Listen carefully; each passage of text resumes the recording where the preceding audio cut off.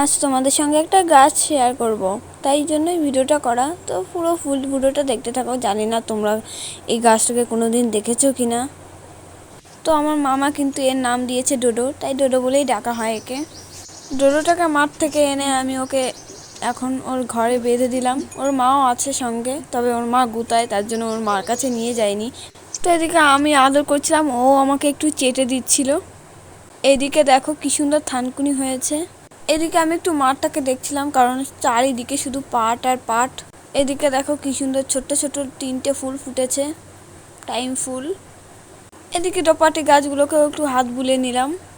তারপরে তো দাঁড়িয়েছিলাম, তখন দেখি কিনা আমার ড্রাগন গাছে একটা ডাল বেরিয়েছে। আমি তো খুব খুশি হয়ে গেলাম। তো ছাদে তো থেকে থেকে একটু হাওয়া হচ্ছিল। এদিকে আমার নিজের জোরটাকে আমি খাটাতে এসেছিলাম, কিন্তু কিছুই হলো না। গাছের সঙ্গে আমি কিছুই পারিনি জোর খাটাতে। তো ভাবলাম গাছটাকে নড়িয়ে আমি একটা আম পারবো, কিন্তু সেগুড়ে বালি, আমি কিছুই পারছিলাম না। তারপরে নিচে দিয়ে একটা আম দেখলাম, সেটাই পেরে এখন খাবো। জানি না কাঁচা হবে না পাকা হবে। তো আমটা পারতে গিয়ে আমার নার্সিতে কামড় দিয়েছে অনেকগুলো। এদিকে খেয়ে দেখি কিনা আমটা কিন্তু খুবই ভালো।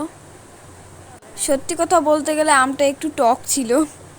এই যে এই কচু গাছটা দিয়েই আমি বুঝতে পারছি না এটা কি গাছ, তোমরা একটু কমেন্টে জানাও।